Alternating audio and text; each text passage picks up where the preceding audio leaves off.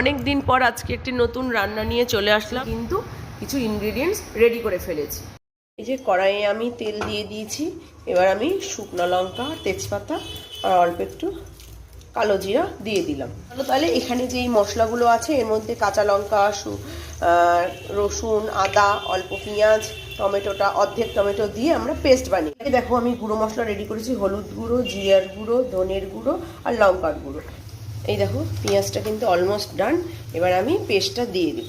এই আগে থেকে এই যে পাউডারগুলো রেডি করে রেখেছিলাম, গুঁড়ো মশলাগুলো, সেটাও আমি এর মধ্যে দিয়ে দিই। ডিমগুলো যে রেডি করে রেখেছিলাম, এই দেখো ডিমটাকে আমি একটা বাটিতে সুন্দর করে ভেঙে নিলাম।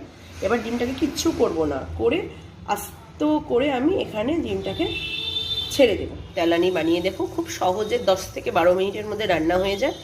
আর কোনো বাইরের কোনো মশলা লাগে না, ঘরে যা মশলা থাকে তাই।